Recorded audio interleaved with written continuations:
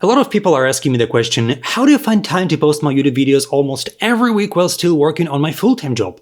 And what about my kid, my wife? How do I find time for all of it? Well, here's the answer.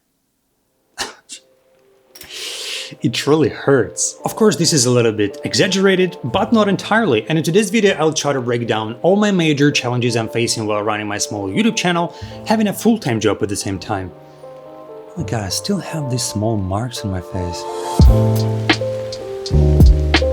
And I'll probably start backwards from the most pleasant part, which is the weekend. Weekend is the most favorite time of the week for me, as well as for probably most of you, because obviously I don't have to work, I can spend the entire Saturday and Sunday with my family and friends, so during this time we always try to go somewhere outside the city where we live. Luckily we are pretty close to the mountains, so it's a no-brainer for us what to choose as a destination. And despite the fact I published most of my videos on Saturdays, almost all of them are scheduled videos, so basically I am working on them during the week and then they are going from private to public automatically at a particular hour while I'm walking somewhere in the mountains, for example. That's very convenient. I'm not spending this family time on looking at statistics or click-through rate. Moreover, I don't always have access to the internet when I am in remote locations, so I am doing it in the evening of the same day. Apart from that, during these short travels, I usually have an opportunity to record some B-roll shots for my next videos, so that's also a huge motivation to go outside and shoot something interesting and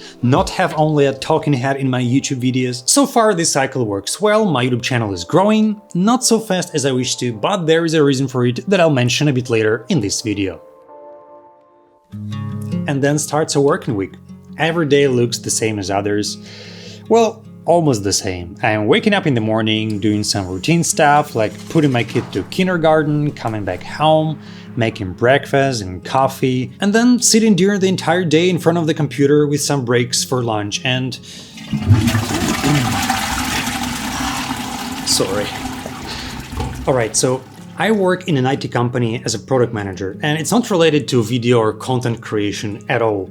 And yes, I earn just enough to afford a relatively comfortable life, to go on vacation, to buy stuff, but from the inside, I feel that there should be more ambitious goals in my life, and right now I'm just actually wasting time in the best years of my life. I'm trading time for money.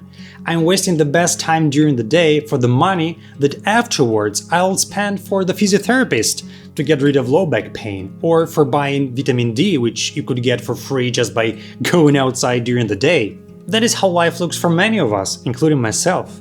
9-to-5 life, where our dreams, our hobbies are pushed back to the background, and the only time you have for them is deep evening or night, especially if you have a family and kids. So you'll ask me, why am I telling all that to you? Why do I complain and do nothing about that to finally do what I really love? And the answer is really very simple. People in general, and me as well, are afraid of changes. They prefer a specific level of comfort instead of moving towards some challenges. And if you ask someone to choose between stability or instability, comfort or discomfort, obviously a person most probably would choose the first option. But if we look at that from a different perspective, I personally never remember these comfort times, these situations when you don't have any challenge or stimulus that would burn into your memory. However, I remember the times when I had some instability and how proud I was when I achieved stability. I remember the discomfort that I've experienced in order to finally get to comfort. And if you think about that, it's all about the process. It's not about the goals themselves, but the way of achieving them. In my case, this is a process of creating video content. Our memories have stronger correlation with the situations that we are emotionally tied with, and there are no emotions in routine. There are no emotions in constant stability and permanent comfort. Without emotions, our brain just stops registering our life, and 5 years pass like 5 days. You probably don't even remember the titles of great movies you watched a week ago. You probably don't even remember the names of your colleagues from different teams you are working with a year or two ago. But I'm sure you remember the day when your kid was born, if you have kids of course, or the first day at your first job, or when you got fired, anything that stressed you in a good or bad way, anything that raised your excitement for a longer period of time.